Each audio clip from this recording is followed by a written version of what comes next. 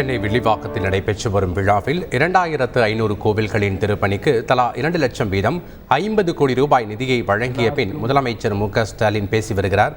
அந்த காட்சிகளை பார்க்கலாம். திராவிடம் என்ற சொல்ல பிடிக்காதவங்க என்ன சொல்லிட்டு இருக்கிறாங்கன்னா, எங்களை மதத்தின் விரோதிகளாக சித்தரிக்கிற முயற்சிகளை நிறைய ஈடுபட்டு இருக்கிறாங்க.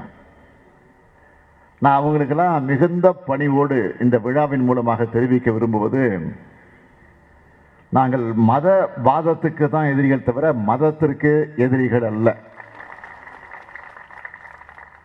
இதை அறிய வேண்டியவர்கள் அறிஞ்சுக்கிட்டா போதும். இல்லை, இந்த நிகழ்ச்சி மூலமாக அறிந்து கொள்ள வேண்டும் என்று நான் கேட்டுக்கிறேன். ஒருவேளை இந்த நிகழ்ச்சியை நேரடியாக வந்து பார்க்க முடியாது அவங்களால, ஏன்னா அவங்களாம் மிகப்பெரிய இடத்துல இருக்கிறாங்க. ஆனால் நிச்சயம் தொலைக்காட்சி மூலமாக பார்த்துட்டு இருப்பாங்க, நாளை காலையில் பத்திரிகையிலையும் பார்ப்பாங்க. இவரோட நிலத்திலேயே நர்சரி வச்சிருக்காரு. வெறும் செடியை வித்தே வருஷத்துக்கு 2 கோடி சம்பாதிக்கிறாரு. அவரோட சீக்கிரட்ஸை கத்துக்கணுமா? ஃப்ரீடம் ஆப்பை இப்பவே டவுன்லோட் பண்ணுங்க. ஆக இதை அவர்கள் உணர வேண்டும் என்று நான் கேட்டுக்கொள்கிறேன். 2500 கிராமப்புற கோயில்கள் மற்றும் ஆதி திராவிடர் மற்றும் பழங்குடியினர் பகுதி கோயில்கள்,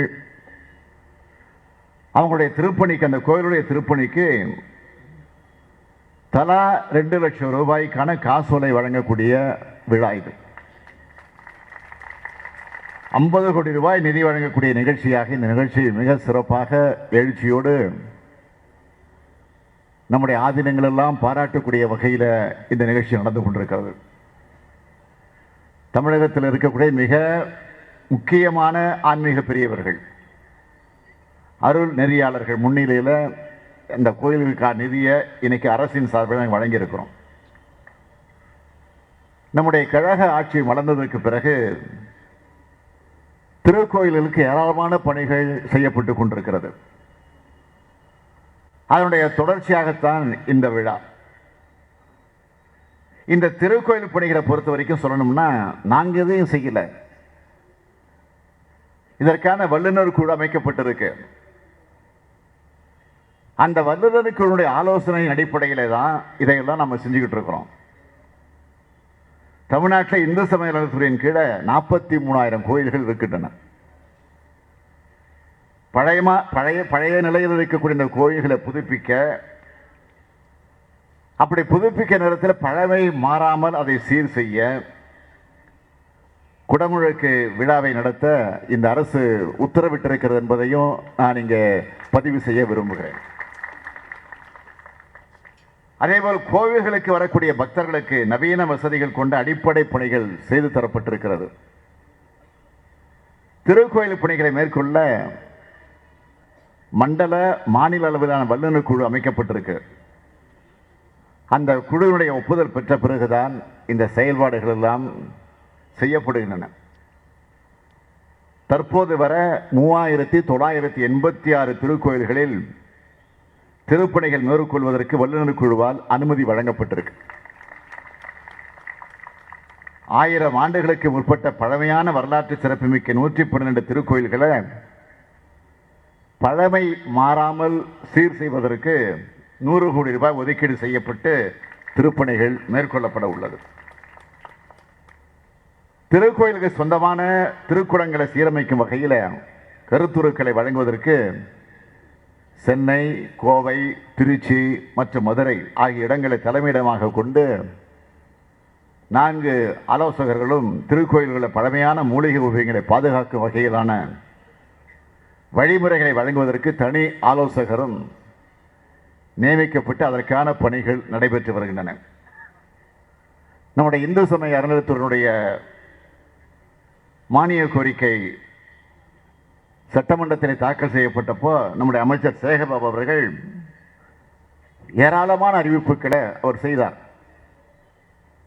சட்டமன்றத்தில் அறிவிக்க நேரம் இல்லாமல் முக்கியமானதை மட்டும்தான் அறிவித்தார். மற்றவர்களெல்லாம் பதிவு செய்ததாக அவர் பேசுகிற போது குறிப்பிட்டு சொன்னார். இந்த நிகழ்ச்சிக்கு தயாராகும் போது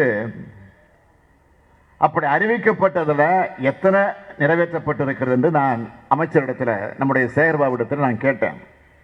அவர் சொன்னார், 2021-22ஆம் ஆண்டு வெளியிடப்பட்ட 112 அறிவிப்புகளில் 91 அறிவிப்புகளின் மூலமாக 3769 திருக்கோயில்கள் திருப்பணிகளும் பக்தர்களுக்கான அடிப்படை வசதிகளும் மேம்படுத்தும் பணிகள் நடைபெற்று வருகின்றன. அடுத்து சொன்னார் 2022-23ஆம் ஆண்டிற்கான 165 அறிவிப்புகளில் 135 அறிவிப்புகளின் மூலம் 2578 திருக்கோயில்கள் திருப்பணி மேற்கொள்ளப்பட்டு வருகிறது என்றும் பெருமையோடு எடுத்து சொன்னார். இதற்காக நான் அவரை உங்கள் அனைவரின் சார்பில் அரசின் சார்பில் மனதார பாராட்டுகிறேன். அவரை மட்டுமல்ல, அவருக்கு துணை நின்ற துறையினுடைய செயலாளர், ஆணையர், அதிகாரிகள் அத்தனை பேரையும் நான் வாழ்த்துகிறேன், பாராட்டுகிறேன். 2022-23ஆம் ஆண்டிற்கான சட்டமன்ற அறிவிப்பில் இடம்பெறாத அறிவிப்பு தான் இப்போ செயல்படுத்தப்பட்டிருக்கு. இது அறிவிக்கப்படலை. ஆக சொன்னது மட்டுமல்ல, சொல்லாததையும் செய்யக்கூடிய ஆட்சி தான் இன்றைக்கு திராவிட மாடல் ஆட்சி என்பதை நீங்கள் புரிந்து கொள்ள வேண்டும். 1250 ஆதி திராவிடர் மற்றும் பழங்குடியினர் வசிக்கக்கூடிய பகுதியில் இருக்கக்கூடிய திருக்கோயில்கள் மற்றும் 1250 கிராமப்புற திருக்கோயில்கள் திருப்பணிகளை சேர்த்து இந்த நிதியாண்டில் மட்டும் 5078 திருக்கோயில்கள் திருப்பணிகள் மேற்கொள்ளப்படவிருக்கிறது. அதைத்தான் நம்முடைய அரசு விரும்புகிறது. இதுதான் நம்முடைய அரசினுடைய நோக்கம். திருவாரூரில் பல்லாண்டு காலமாக ஓடாமல் இருந்த தேரை ஓட வைத்த பெருமை யாருக்குன்னு கேட்டீங்கன்னா நம்முடைய முத்தமிழறிஞர் கலைஞர் அவர்களுக்கு தான். அப்போது அவர் சொன்னார், தேர் வரக்கூடிய பாதையை சுற்றிலும் சாலைகள் அமைக்கப்பட்டன. தேர் ஓடுவது சில நாட்கள் தான். ஆனால் மக்கள் 365 நாளும் தொடர்ந்து அந்த சாலையை பயன்படுத்துகிறார்கள். அப்படி என்று தலைவர் கலைஞர் அவர்கள் தந்தை பெரியார் அவர்களை மேடையில் வைத்துக் கொண்டே குறிப்பிட்டு சொன்னார்கள். ஆக கோயில்களை நமது கலை சின்னங்களாக, பண்பாட்டு சின்னங்களாக இருக்கின்றன, நமது சிற்ப திறமைக்கான சாட்சியங்களாக இருக்கின்றன, நமது கலை திறமைகளுக்கு எடுத்துக்காட்டாக விளங்கி கொண்டிருக்கின்றன. எனவே கண்ணும் கருத்துமாக அதை காப்பது நம்முடைய அரசினுடைய கடமை என்று சென்னி இன்றைக்கு நாம் செயலாற்றி கொண்டிருக்கிறோம்.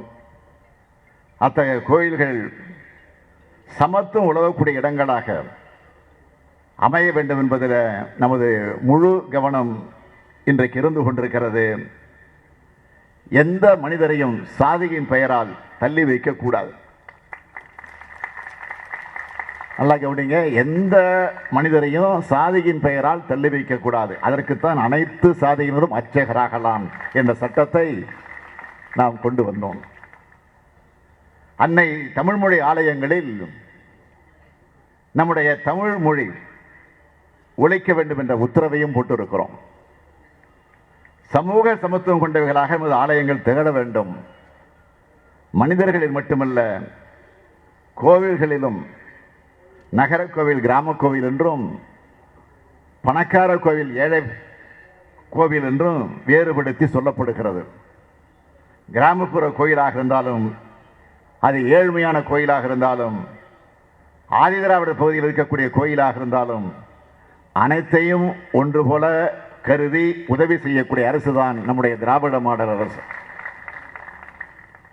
மதம், சாதி, வேற்றுமை மட்டுமல்ல, கோயில், சாமி வேற்றுமையும் இந்த அரசுக்கு இல்லை. அனைத்து இறைத்தன்மைகளும் அந்த இறை தலங்களையும் கண்ணும் கருத்துமாக நாம் இன்றைக்கு கவனித்து வருகிறோம். அதனால்தான் இந்த மேடையில் அமர்ந்திருக்கக்கூடிய சமய சான்றோர்கள் மட்டுமல்ல, இன்னும் பலரும் இந்த அரசை ஆதரித்துக் கொண்டிருக்கிறார்கள். எனவே உங்களுடைய பாராட்டுகளும் எங்களுக்கு தேவை. நீங்கள் தொடர்ந்து ஊக்கப்படுத்துங்கள். இன்றைக்கு நம்ம ஏளனம் செய்து கொண்டிருக்கக்கூடிய, விமர்சனம் செய்து கொண்டிருக்கக்கூடியவர்களுக்கெல்லாம் இந்த நிகழ்ச்சியை, இந்த மேடையை சாட்சி, சான்று. எனவே நாங்கள் எந்நாளும் உழைப்போம், எப்பொழுதும் தொடர்ந்து உழைப்போம். எல்லோருக்கும் எல்லாம் என்ற நிலை வருகிற வரையில் இந்த திராவிட மாடல் ஆட்சி உழைக்கும் என்ற அந்த உறுதியை மாத்திரம் நிலத்தை எடுத்துச் சொல்லி உங்கள் அனைவருக்கும் என்னுடைய வணக்கத்தை, வாழ்த்துக்களை தெரிவித்து நன்றி கூறி விடைபெறுகிறேன். நன்றி, வணக்கம். இவரோட நிலத்திலேயே நர்சரி வச்சிருக்காரு. வெறும் செடியை வித்தே வருஷத்துக்கு 2 கோடி சம்பாதிக்கிறாரு. அவரோட சீக்கிரட்ஸை கத்துக்கணுமா? ஃப்ரீடம் ஆப்பை இப்பவே டவுன்லோட் பண்ணுங்க.